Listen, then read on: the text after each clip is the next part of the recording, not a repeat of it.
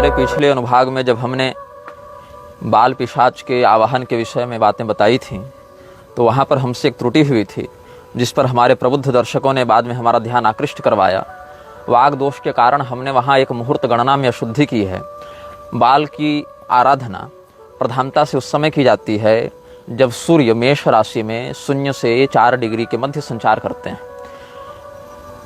अंग्रेजी काल गणना के अनुसार अगर इसको हम परिभाषित करें, ऐसे तो वो सौर मान है, लेकिन प्रचलित भाषा में जो जनवरी फरवरी वाली बात है उसमें ये मध्य अप्रैल के आसपास समय पड़ता है, और असावधानी से हमने उसे 16, 17, 18 मार्च के आसपास बता दिया था।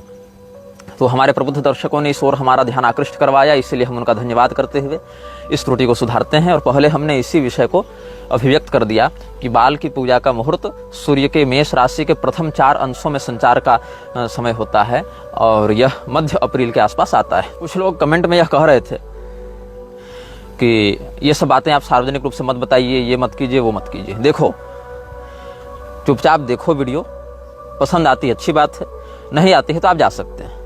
हम आपके सुझावों का, आपके प्रतिक्रियाओं का सम्मान करते हैं, लेकिन ऐसे अलग अलग लोग अलग अलग बातें करेंगे तो हम एक एक व्यक्ति के पीछे पीछे चलकर उनकी डिमांड पर ये अभियान नहीं आगे बढ़ा सकते। जब हमने पश्चिमामनाय तंत्र का सबसे पहले नाम लिया था, इसके विषय में जिज्ञासा किसने व्यक्त की थी? तुम हमारे पुराने वीडियो जाकर देखो, कमेंट में कितने लोगों ने कहा कि पश्चिमामनाय तंत्र के बारे में बताइए, इसके बारे में बताइए, इसके बारे में बताइए। अब जब हम बताने लगे तो लोग कहने मत बताइए, मत बताइए, मत बताइए। तो कोई व्यक्ति आएगा कहेगा कि देखो ऐसा है, बिना बैकग्राउंड म्यूजिक के वीडियो बनाओ, दिन में वीडियो बनाओ। फिर कोई व्यक्ति कहेगा कि नहीं नहीं, बैकग्राउंड म्यूजिक से तो वाइब आती है, एकदम फीलिंग आती है, लेकिन ये जो लाल पीला कर देते हैं फिल्टर में वो ठीक नहीं है। फिर कुछ लोग कहेंगे कि नहीं नहीं, जो चल रहा है बहुत बढ़िया चल रहा है। कुछ लोग कहेंगे कि नहीं, ये तो काल्पनिक बात कर रहा है।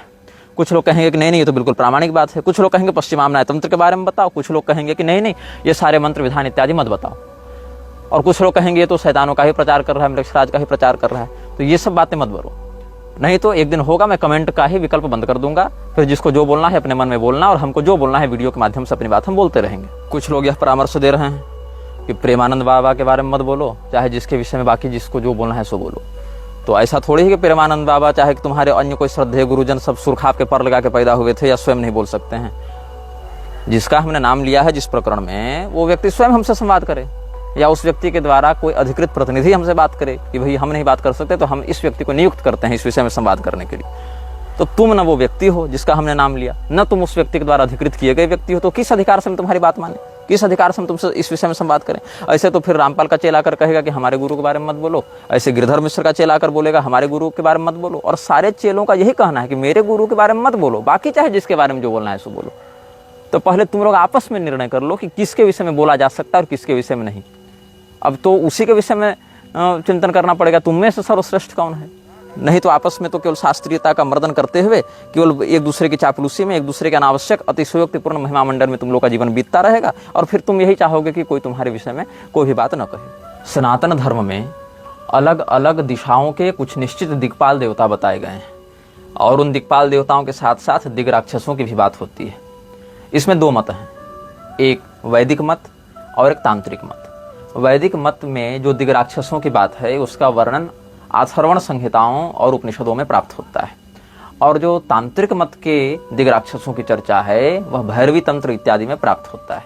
प्रत्येक दिशा के लिए जो दिग्राक्षस नियुक्त होते हैं, उन दिग्राक्षसों के अधिकार में 18 कोटि सहस्र पिशाच होते हैं। 18 कोटि सहस्त्र को आप सरलता से ऐसे समझें, अगर सीधे सीधे अर्थ लगावें तो 18 खरब राक्षस या पिशाच श्रेणी के जो तत्व हैं वो एक एक दिग्राक्षस के अधिकार में आते हैं। और इन दिग्राक्षसों के नाम क्या हैं?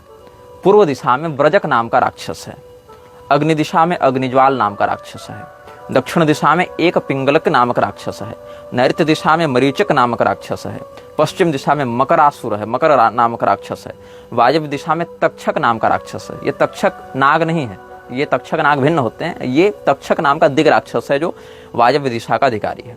उत्तर में महाभीम नाम का, ईशान में भैरव नाम का, नीचे पातालवासी नाम का, ऊपर ब्रह्मरूप नाम का, और हम सबों के हृदय में अविद्या का आश्रय लेकर घुसपैठ करने के लिए प्रस्तुत भीमक नाम का राक्षस होता है। ये आगमुक्त मत भैरवी तंत्र में है। अथर्वण मतों के अनुसार इन राक्षसों के नाम में कुछ परिवर्तन हो जाता है। जैसे पूर्व दिशा में त्रिशूलक नाम का राक्षस, अग्नि दिशा में मारीच नाम का राक्षस, दक्षिण दिशा में एक पिंगलक, इसका नाम दोनों में समान है, दोनों मतों में।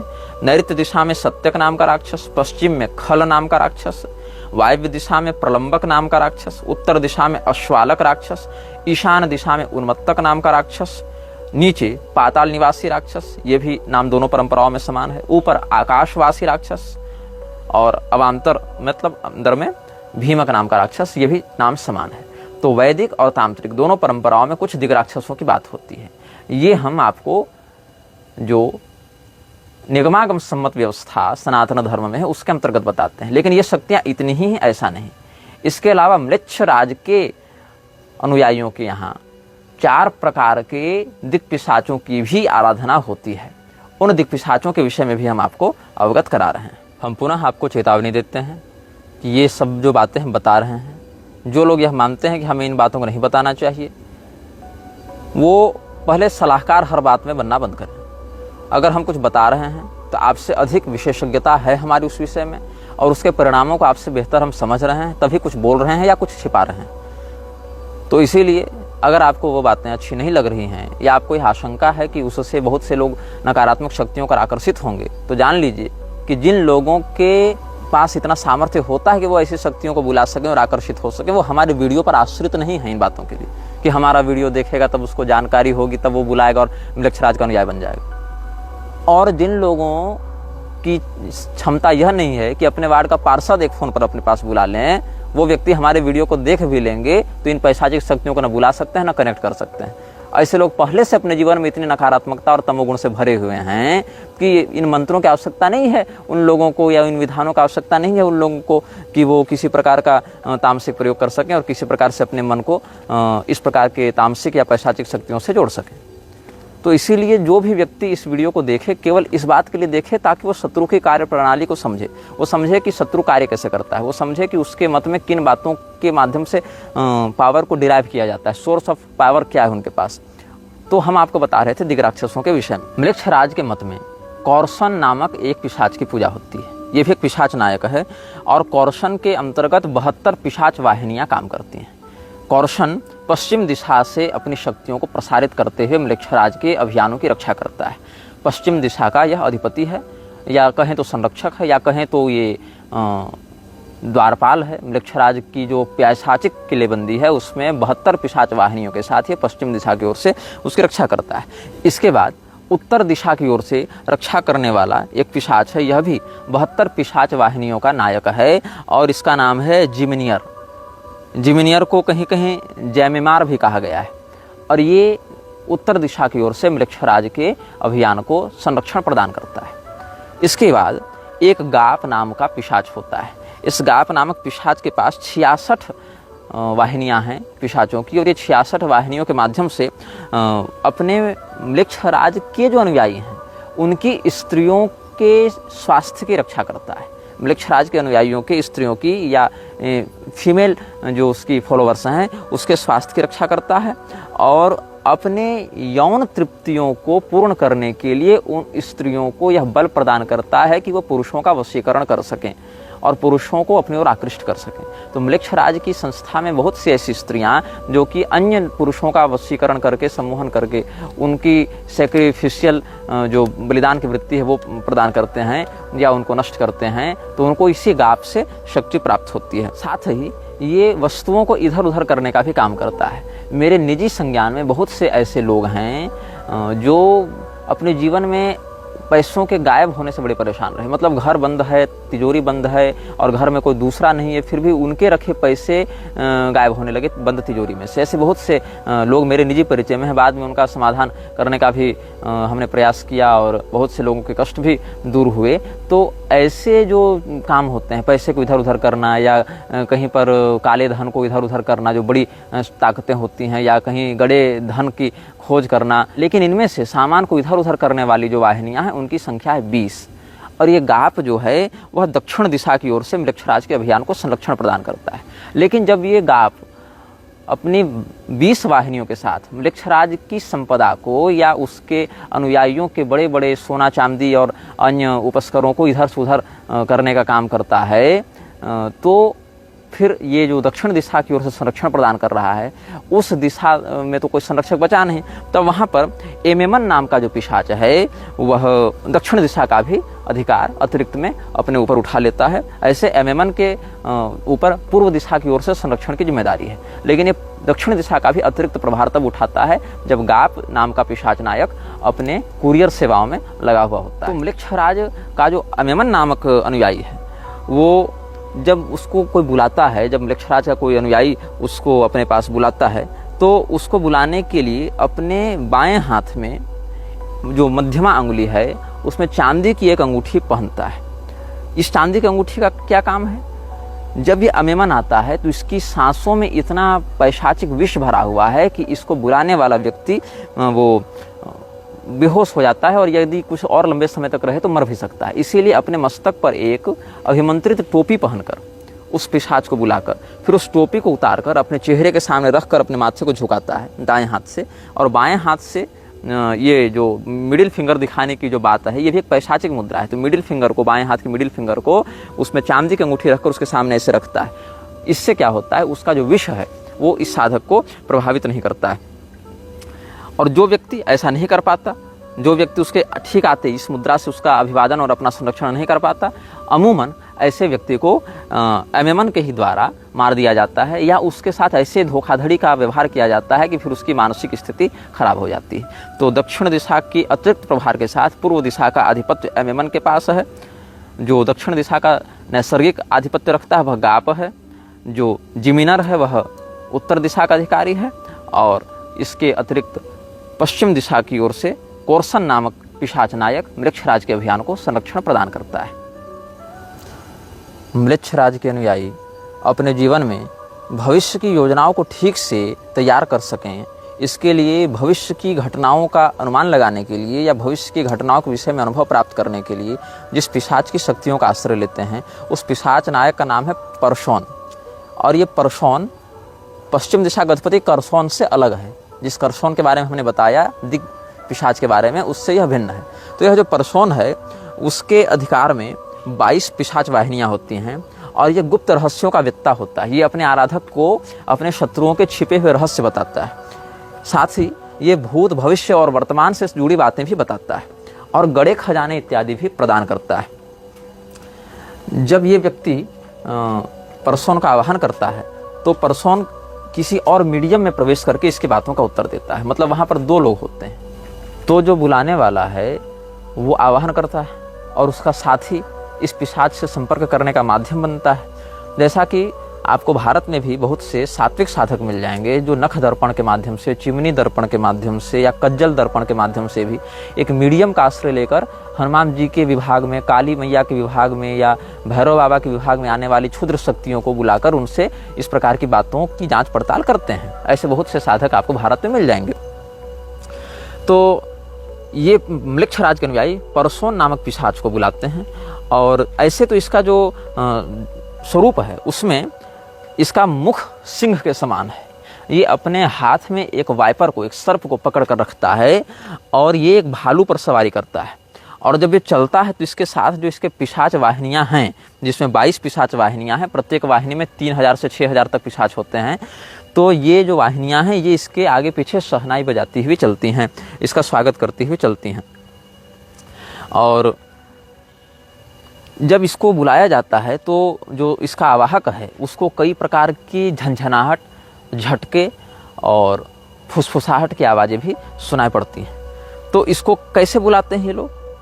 जब सूर्य मिथुन राशि में 11वें डिग्री में रहे, अथवा सूर्य मिथुन राशि में 15वें डिग्री पर रहे, 15 अंश पर रहे या 11वें अंश पर रहे, तब इसको ये लोग बुलाते हैं। अथवा कन्या राशि में 16 डिग्री या 25वीं डिग्री में रहे, तब इसको बुलाते हैं। मतलब सूर्य जब बुध की राशि में रहे, बुध की राशि है कन्या और मिथुन, तो सूर्य जब बुध की राशि में रहे, मिथुन राशि के 11वें डिग्री में या 15वें डिग्री में, 11 से 15 नहीं, 11वें या 15वें में, और कन्या राशि की 16वें या 25वें डिग्री में रहे, तब इसका साधक इसको बुलाने के लिए पहले स्नान करता है, अपने शरीर को बढ़िया से स्वच्छ करता है, और जो इसका आवाहन करने का जो साधना स्थल है उसको बढ़िया से साफ सुथरा करता है।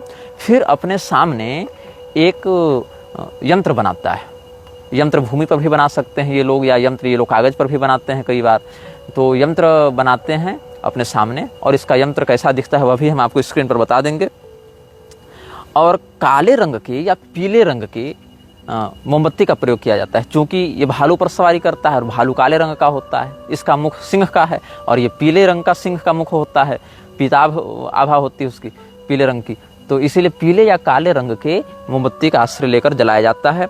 और साथ में जो फ्रैंक इंसेंस है वो अगरबत्ती इसके सामने जलाई जाती है, और दूसरी सभी जो रोशनियां हैं वो बंद कर दी जाती हैं, बस ये मोमबत्ती जलती है।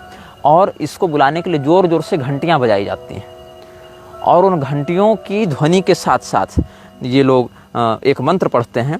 सबसे पहले तो ये अपने चारों ओर नमक से घेरा बनाता है, जो इसका साधक है अपनी सुरक्षा करने के लिए अपने चारों ओर नमक से घेरा बनाता है, और इसके दिग्बंधन के लिए मंत्र पढ़ता है रॉग मेल कदास, रॉग मेल कदास, रॉग मेल कदास, ये पढ़ता है। और इससे जो पर्सन है वो आता है, लेकिन उसकी जो नकारात्मक शक्तियां हैं वो साधक पर हावी नहीं हो पाती हैं। इसके बाद इसको उपहार में एक आर्किड का पौधा दिया जाता है। आर्किड एक प्रकार का विशेष पुष्प है, लेकिन इसके साधक इसको बुलाने के लिए बड़ी लंबी तैयारी करते हैं, और ये पौधा ये स्वयं लगाते हैं, मतलब ये बाजार से खरीद कर नहीं लाते। जिस ऑर्किड को भेंट देने के लिए रखा जाता है उस ऑर्किड को यही लोग रोपते हैं, यही लोग खाद पानी देते हैं, ये लोग अपने से उसको उगाते हैं, उसको तैयार करते हैं। और एक चिट्ठी में इसके पास जो भी बातें रखनी हैं, इसके पास जो भी मांगे रखनी है, या इससे जो भी काम करवाना है, उस चिट्ठी में वो सारी बातें ये लोग लिख कर रखते हैं, और इसके आने पर वही चिट्ठी इसके सामने रख दी जाती है। एक और यंत्र की एक और घंटी को रख दिया जाता है, और दूसरी ओर मतलब यंत्र की दाहिनी ओर जो चिट्ठी है जिस पर सारी मांग लिखी हुई है वो रख दी जाती है, और यंत्र की बाईं ओर वो घंटी रख दी जाती है, जिसको बजाकर इस पिशाच का आवाहन किया जाता है। और मोमबत्ती की रोशनी में देखते हुए, अपने नेत्रों को धीरे धीरे बंद करते हुए, इसके यंत्र का ध्यान करते हुए इसके मंत्र का जप किया जाता है। और इसका मंत्र है एना जकोरे ओंका परसोन, एना जकोरे ओंका परसोन, एना जकोरे ओंका परसोन। इस प्रकार से इसके मंत्र का किया जाता है उच्चारण। कितनी बार किया जाता है इतना आप खुल के नहीं बताएंगे, क्योंकि फिर लोग कहेंगे कि तुम तो शैतानों की उपासना सिखाने लग गए, इसलिए इतना तुम लोग अभी जान लो। और जो भी इसके मन में जिज्ञासा होती है वो परसोन इसको बताता है, या जो भी इसको जानना होता है, या जिस प्रकार की रहस्यमयी इसकी बातें पूछनी होती हैं वो पूछ लेता है, और क्या तुम्हारा उद्देश्य सब बता देता है। तो परसोन को फिर विदा करते हुए, इसको धन्यवाद करके ये लोग विदा करते हैं। और जिस चिट्ठी में अपने प्रश्न लिखे होते हैं उस चिट्ठी को उसी मोमबत्ती में जलाकर राख कर दिया जाता है, लेकिन यंत्र को सदैव अपने पास रखना पड़ता है। यदि यंत्र को नष्ट कर दिया जाए तो वो जानकारी जो ये बताता है वो भी तुम भूल जाओगे। मतलब जो ये जानकारी दे रहा है उस जानकारी की मेमोरी तुम्हारे दिमाग में नहीं, उस यंत्र में छिपी हुई है। मतलब अगर वो यंत्र नष्ट होगा तो वो जो भी तुमको बताया वो सारी जानकारी भी तुम भूल जाओगे। तो कुल मिला के इतना परिश्रम नष्ट हो जाता है। इसलिए म्लेच्छराज के अनुयायी उस यंत्र को उत्कीर्ण करके चाहे तो गले में धारण कर लेते हैं, या बाहू में धारण कर लेते हैं, या पर्स इत्यादि में उसको लिखकर रख लेते हैं। परसोन को बुलाने के लिए जो घंटी बजाई जाती है उसमें जो हाई ऑर्डर के आवाहक हैं वो सोने की घंटी का प्रयोग करते हैं, और जो छोटे स्तर के उपासक हैं वो थोड़े कम पैसे वाले हैं भी, वो लोग गोल्ड प्लेटेड घंटी का प्रयोग करते हैं। उसके ऊपर सोने का पानी चढ़ाकर प्रयोग करते हैं, और एक बार उसको ऑर्किड के फूलों के पास बजाते हैं, एक बार जमीन में जो यंत्र है उसके पास बजाते हैं, और एक बार जो ऑर्किड के फूल रखे हुए हैं परसोन के लिए उसके पास बजाकर इसको पुकारते हैं। इसके बाद हम आपको एक और पिशाच के बारे में बताएंगे जो बड़ा प्रसिद्ध है म्लेच्छराज के अनुयायियों के मध्य, या इस प्रकार के शोध में रुचि रखने वाले लोग भी इसके विषय में बहुत अच्छे से जानते हैं। ये बड़ा शक्तिशाली पिशाच है, और इसके अधिकार में 200 से अधिक लगभग पिशाच वाहिनियाँ होती हैं। 200 आप मान लीजिए, तो 200 पिशाच वाहिनियों में न्यूनतम भी अगर इसके अंतर्गत काम करने वाले पिशाच होंगे तो लगभग 6 लाख पिशाच इसके अंतर्गत काम करते हैं न्यूनतम में। अधिकतम में ये संख्या 12 लाख तक जा सकती है। तो ये बहुत बड़ा पिशाच है, लेकिन इतना बड़ा पिशाच होने के बाद भी ये अपेक्षाकृत अन्य पिशाचों की तुलना में थोड़ा सौम्य होता है। जो खतरनाक पिशाच उनके विषय में थोड़े आगे बताएंगे आपको। तो ये पैमन जो है इसका नाम है, और ये स्त्री और पुरुष दोनों के रूप में अपने साधक के पास आता है। तो ये पैमन नर भी है और मादा भी है। मतलब अपने आप को ये जेंडर फ्लूइड रूप में रखता है और ये अब किसी भी रूप में प्रस्तुत हो सकता है, लेकिन सामान्यतया जब ये आता है तो ये एक ऊंट पर बैठकर आता है। इसका वाहन ऊंट है और ये अपने मस्तक पर एक स्वर्ण का मुकुट धारण करता है। और चूंकि ये बहुत बड़ा पिशाच नायक है, 10-10 लाख पिशाच मान लीजिए आप, 6 लाख न्यूनतम, 12 लाख अधिकतम, एग्जैक्ट संख्या तो नहीं बता पाएंगे हम भी, लेकिन लगभग इतने पिशाच इसके अंतर्गत काम करते हैं। तो ये अकेले नहीं आता है, ये जब आता है तो इसके 2 अंगरक्षक इसके साथ होते हैं। उन अंगरक्षकों के नाम है लबाल और अबाली। तो लबाल और अबाली भी इसके साथ आते हैं। यद्यपि यदि साधक तीनों के लिए पर्याप्त बलिदान देने में असमर्थ है तो अकेले पैमन को भी बुला सकता है, लेकिन अकेले आने पर पैमन उतना प्रसन्न नहीं होता है, उतना साथ नहीं देता है अपने साधक का। तो इसको कब बुलाते हैं ये लोग?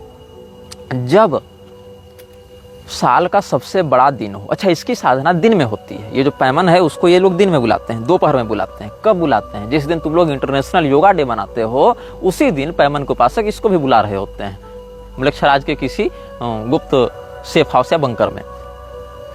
तो ये 11 जून से लेकर 21 जून, मान लो ऐसे कि सूर्य जब वृष राशि के अंतिम 5 अंशों में हों अथवा मिथुन राशि के प्रारंभिक 5 अंशों में हों, इस मध्य किसी भी रविवार को इसको बुलाया जाता है। अथवा सबसे बढ़िया है 21 जून को इसको बुलाया जाता है, जब पृथ्वी का सबसे बड़ा दिन होता है।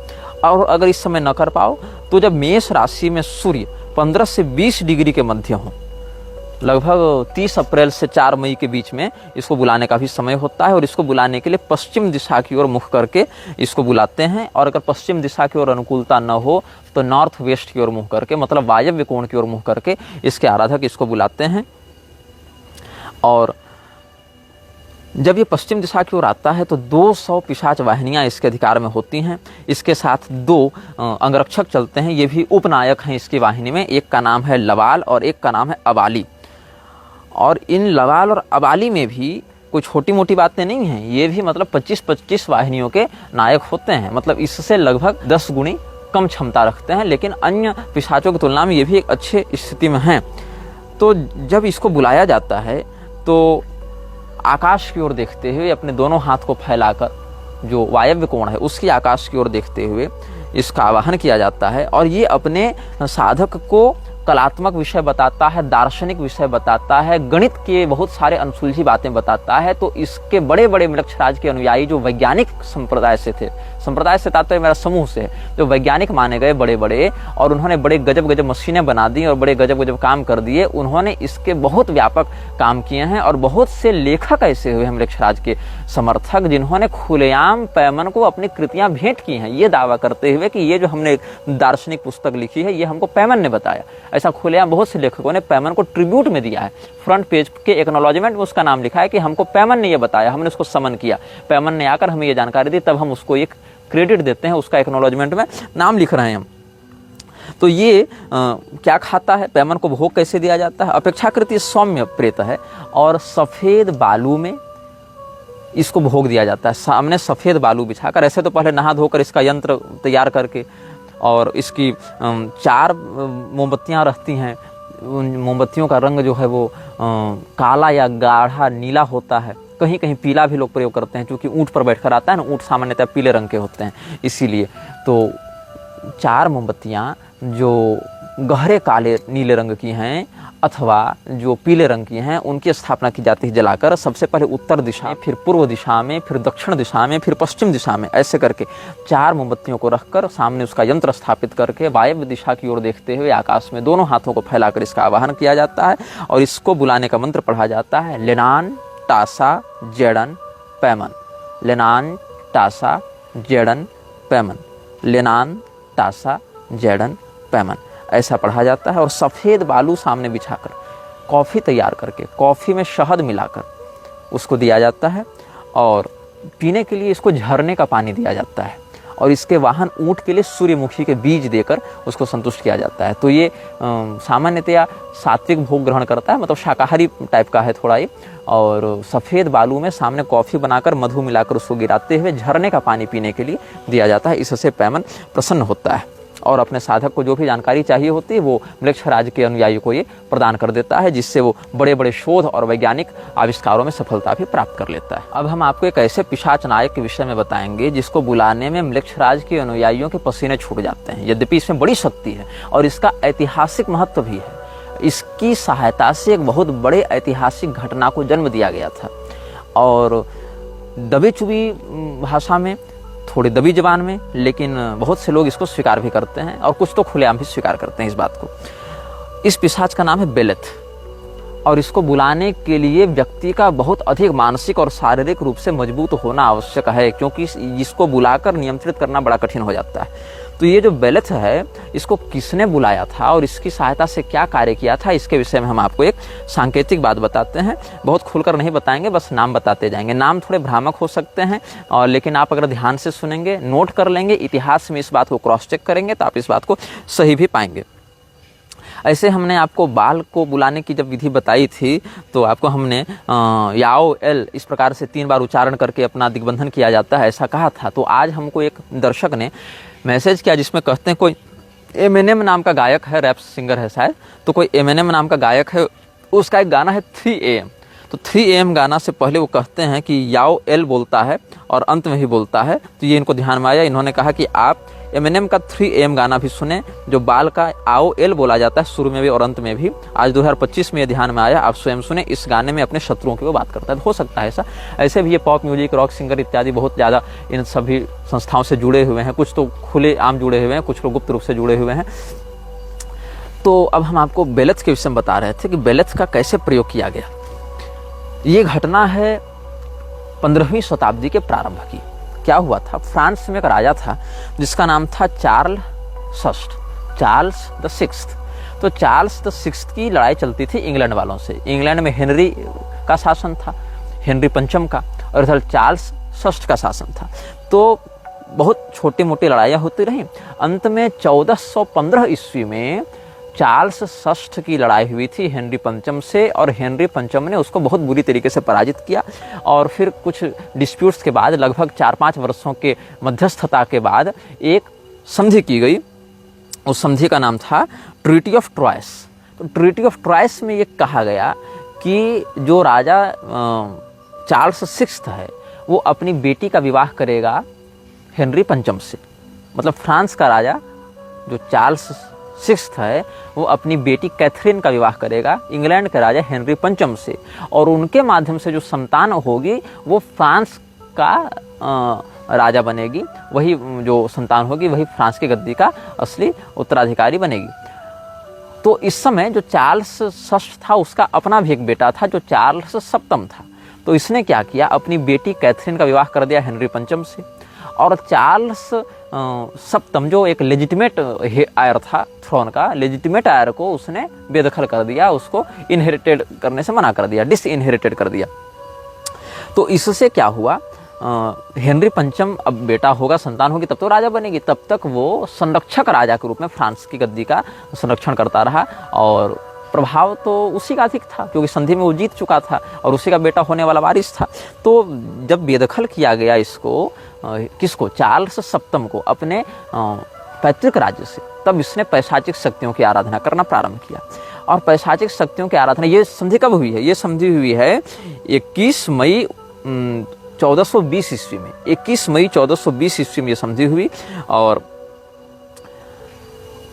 जब इसको बेदखल किया गया चार्ल्स सप्तम को अपनी पैतृक गद्दी से, तो उसके बाद इसने जब पैशाचिक शक्तियों का आराधना की तो बहुत अंदरूनी बातों से जो अभिज्ञ हैं, जो जुड़े हुए हैं इन पैशाचिक साधनाओं से, वो लोग यह स्पष्ट कहते हैं उसने बेलेथ का आवाहन किया था। कैसे किया था ये बाद में बताऊंगा। उसने बेलेथ का आवाहन किया और उससे मदद मांगी कि तुम हमको राज्य सत्ता दो, हमारे शत्रुओं का नाश करो, क्योंकि हमारा तो अधिकार भी बनता है। तो बेलेथ ने उसकी मदद की और बेलेथ ने इसके शत्रुओं का संहार किया। सबसे पहले बेलेथ ने किसको मारा, हेनरी पंचम को मारा। हेनरी पंचम को कब मारा बेलेथ ने, 31 अगस्त 1422 ईस्वी को मारा।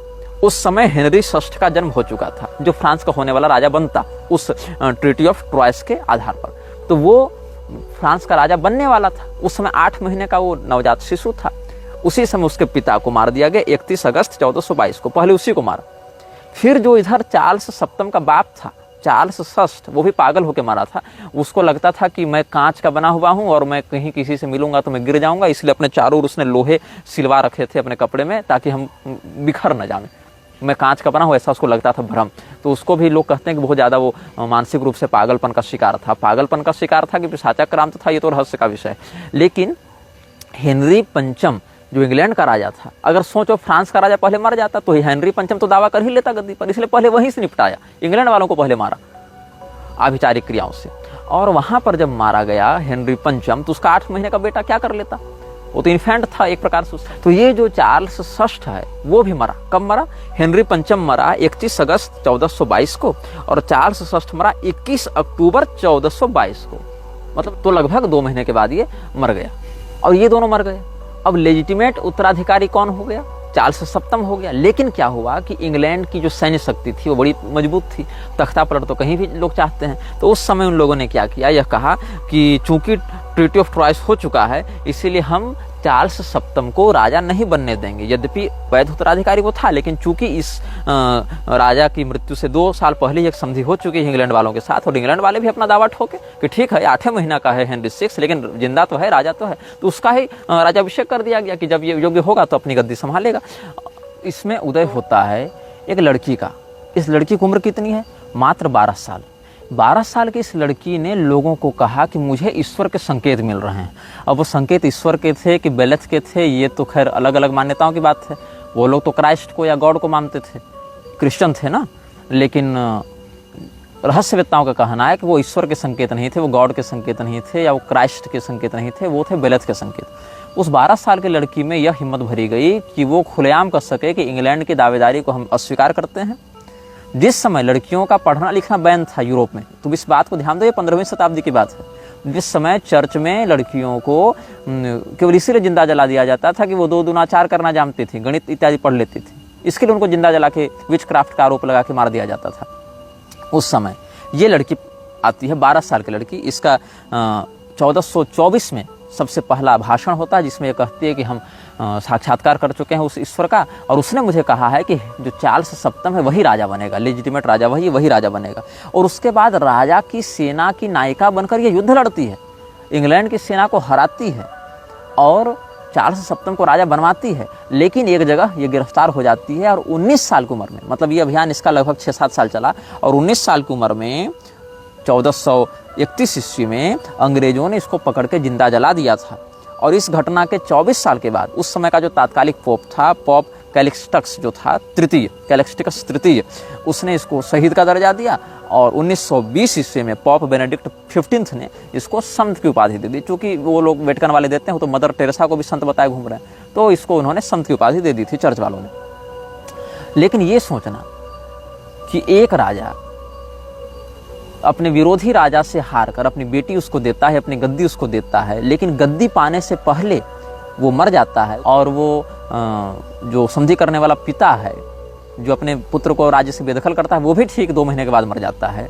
और उसके ठीक 2 साल के बाद जब जनता में विद्रोह होता है और इंग्लैंड की सैन्य शक्ति के सामने लोग नहीं टिक पाते, तब एक लड़की आती है और वो लड़की, जिस समय इंग्लैंड में या फ्रांस में लड़कियों का पढ़ना लिखना भी बैन था, उस समय वो सेना की कमांडर बनती है और अंग्रेजों को हराती है और इसको राजा बनवाती है और बाद में फिर अंग्रेज उसको जिंदा जला देते हैं। लेकिन कम से कम इतना घटनाक्रम हो जाता है। तो ये क्यों हुआ? ये बहुत ही असाधारण घटना यूरोप के इतिहास में हुई थी। आप इसको क्रॉस वेरीफाई भी कर सकते हैं। उस लड़की का नाम है जॉन ऑफ आर्क। एक फिल्म भी इस पर आई थी जिसमें बेनेडिक्ट कम्बरबैच ने, जो हीरो है, वो क्या करता है, वो जो जादूगर नहीं है, क्या नाम है उसका, वो लाल दुपट्टा उड़ गया मेरे हवा के झोंके से जो पहन के उड़ता रहता है, स्ट्रेंज, डॉक्टर स्टीफन स्ट्रेंज, वो है उसमें। और एक वो है जो कॉलिंस की पत्नी है, स्कारलेट जॉनसन, वो उसमें अभिनेता और अभिनेत्रियां हैं। ये बायोपिक टाइप का वो बनाया है लोगों ने। तो अगर आपको और अच्छे से इसको मनोरंजक रूप से देखना है तो वो सब भी आप देख सकते हैं। इसके आवाहन की जो बात है, बेलेथ के आवाहन की जो बात है, उसके विषय में हम आपको कुछ संकेत कर रहे थे। तो इस बेलेथ को बुलाने के लिए जब इसका साधक आवाहन करता है तो इसको बुलाने की 2 पद्धतियां हैं। एक तो आप जगे रहें उस समय इसको बुलाएं, या फिर आप इसको बुलाकर सो जाएं। तो ये जगी हुई अवस्था में संवाद करता है और सोई हुई अवस्था में भी संवाद करता है। तो जब जगी हुई अवस्था में आता है तो एक घुड़सवार पुरुष के रूप में आता है जिसका मुख बिल्ली का है, लेकिन ये घोड़े पर बैठा हुआ है, मुख बिल्ली का है, शहनाई बजाते हुए आ रहा है और इसके मस्तक पर स्वर्ण का एक मुकुट है, ऐसा भी सूर्य को होता है। और जब सोई हुई अवस्था में साधक के पास ये सपने में आता है तो 16 साल की भूरे बालों वाली एक स्त्री के रूप में आता है, एक किशोरी के रूप में आता है और अपने आवाहक के साथ रमण करता है। उस 16 साल की स्त्री के रूप में ब्लॉन्ड हेयर्स वाली आता है और रमण करता है और फिर इससे संवाद स्थापित करता है। तो इसको कब बुलाया जाता है? जब सूर्य कर्क राशि के 1 से 10 डिग्री में रहते हैं तब इसको बुलाया जाता है। यदि उस समय साधक इसको बुलाने में असफल हो जाए या वो मुहूर्त फेल कर जावे तो फिर जब सिंह राशि में सूर्य 5 से 9 डिग्री तक रहते हैं तब इसको बुलाया जाता है।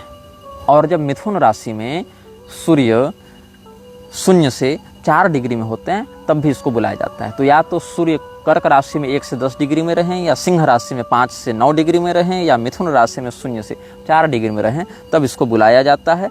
इस बीच में, इन डिग्रियों के बीच में कभी भी मंगलवार पड़े तब इसको बुलाया जाता है। इसको बुलाने से पहले हैजल वुड की बनी एक छड़ी अपने पास रखनी पड़ती है, क्योंकि ये आसानी से कंट्रोल नहीं होता। ये आ तो जाता है लेकिन ये अपने साधक को भ्रमित करने, धमकाने, डराने का प्रयास करता है। इसीलिए इसको बुलाने से पहले अपनी सुरक्षा करके इसको वश में करने के लिए हैजल वुड की लकड़ी जो होती है उससे बनी हुई एक छड़ी को ये लोग हाथ में रखते हैं। इसको क्या दिया जाता है भोग में? Red wine mixed with fresh blood. एक मुर्गे की बलि देकर उसके ताजे खून को लाल वाइन में मिलाकर इसको भोग दिया जाता है। और इसको जब भी बुलाया जाता है तो 20 साल के लिए इसके साथ एक एग्रीमेंट किया जाता है। मतलब अगर इससे किसी ने संधि की, इस पिशाच को अपने पास बुलाया तो 20 साल के लिए एक पैक्ट बनता है। उसी मुर्गे के खून से चमड़े पर वो पैक्ट लिखा जाता है कि मैं अपना संबंध तुमसे जोड़ रहा हूँ। और उस बीच में इसको समय समय पर जब भी ये तिथि आएगी, आवाहन की तिथि, तो साल में इसको भोग देना पड़ता है, नहीं तो ये अपने साधक को ही मार देता है। इसीलिए इसको बुलाना अपेक्षाकृत अधिक कठिन है। लेकिन इसको बुलाकर बड़े बड़े राज्यों को बनाया और बिगाड़ा है मृक्षराज के अनुयायियों ने। बेलथ को बुलाने के लिए पहले साधक अपने चारों ओर नमक का घेरा बनाता है, एक नमक का सर्कल बनाता है जिसके अंदर वो सुरक्षित रहे। फिर उस सर्कल के बाहर यंत्र लिखता है बेलथ का, फिर उसको बुलाता है। उसका आवाहन करने का मंत्र बाद में बताएंगे। उसको बुलाने के बाद उसको रेड वाइन में ताज़ा खून मुर्गे का ताज़ा खून मिलाकर देता है और उसको बुलाता है। उसको बुलाने का मंत्र है लिराश टासा वेफा वहल बेलथ। लिराश टासा वेफा वहल बेलथ। लिराश टासा वेफा वेल बेलथ। इस प्रकार से इसको बुलाता है। और कहने का तात्पर्य ये है कि जब वो आएगा बेलथ या आएगी, ऐसे तो सोया हुआ रहेगा साधक तभी आएगी, लेकिन जनरली वो आएगा जब, तो और बहुत से ऐसे साधक अपने अनुभव साझा भी करते रहते हैं इसके पैशाचिक अनुयायी कि ये सपने में आकर रमण इत्यादि करता है। लेकिन समस्या क्या है कि लोगों को अच्छा लगेगा, वाह कितनी सुंदर स्त्री के रूप में आकर रमण करेगा। लेकिन जितनी बार इसको बुलाया जाता है उतनी बार ये प्राण शक्ति का हरण करके लगभग 8-10 बार में तो साधक को मार ही देता है। तो इसीलिए ये नहीं कि हम यौन सुख की कामना से इसको बार बार बुलाते रहें, ऐसा नहीं है। और ये स्वप्न में भले आता है लेकिन वो बिल्कुल रियल लगता है, मतलब ये नहीं कि ड्रीम है, लगता है कि सच में ही आ गया है, ऐसा लगता है। और ये 8 से 10 बार अगर आ गया जीवन में तो फिर ये व्यक्ति की प्राण शक्ति का पूरा अवशोषण करके चला जाता है। तब जब ये आता है तो इतने डरावने रूप में आता है और एकदम झटकारते हुए आंखों के सामने आकर एकदम झांकता है कि व्यक्ति जो इसको बुलाता है वो एकदम अंदर से कांप जाएगा। इसीलिए जो इसको बुलाता है उसके हाथ में पहले से एक छड़ी होती है हैजलवुड की बनी हुई। और जब ये आता है तो उस सर्कल में, जहाँ ये नमक के सर्कल में खड़ा है, उसके बाहर ये एक और यंत्र बनाता है। पूर्व दिशा में उस हैजलवुड की लकड़ी को रखो, वहाँ से सीधे पश्चिम की ओर एक रेखा खींचो 180 डिग्री में, सीधी रेखा पूर्व से पश्चिम की ओर। वहाँ से 45 डिग्री का कोण बनाकर दक्षिण की ओर उसी रेखा को ले जाओ बिना उठाए हुए, लकड़ी बिना उठाए। और वहाँ से दक्षिण की से फिर उसी बिंदु पर 45 डिग्री में उस रेखा को जाकर 90 डिग्री हो जाएगी ना, लगता है वो जो रेखा है उसको जाकर लगा दो। तो सीधी रेखा पूर्व से पश्चिम की ओर, यहाँ से 45 डिग्री का कोण बनाओ दक्षिण की ओर और वहाँ से फिर 90 डिग्री का आश्रय लेकर जाओ पूर्व की ओर।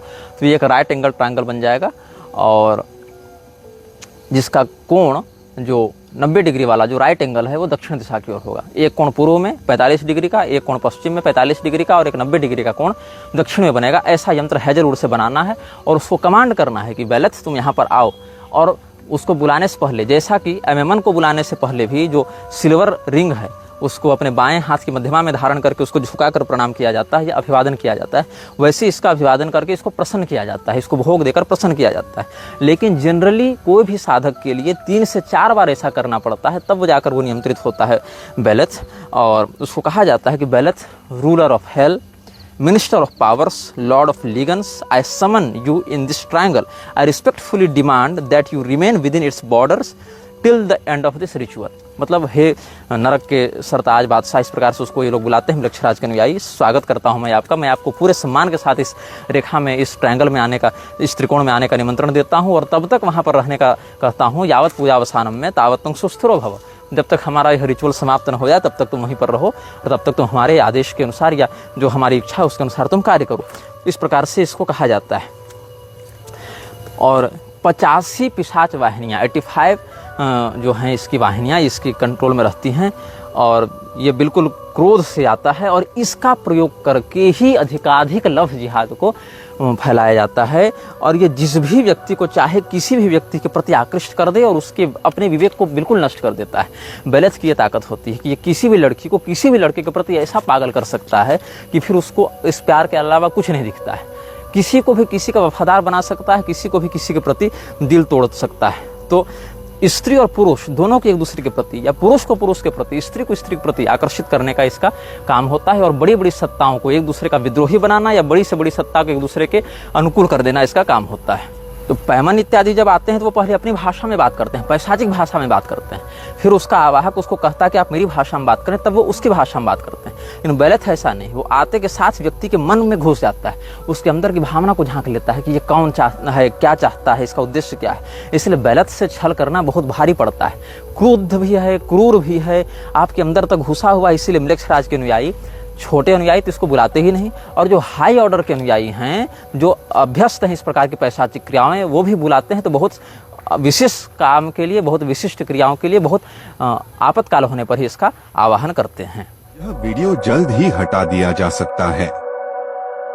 कृपया थर्ड पार्टी ऐप्स का उपयोग करके डाउनलोड करें। आप इस वीडियो को अपने चैनल पर फिर से अपलोड भी कर सकते हैं।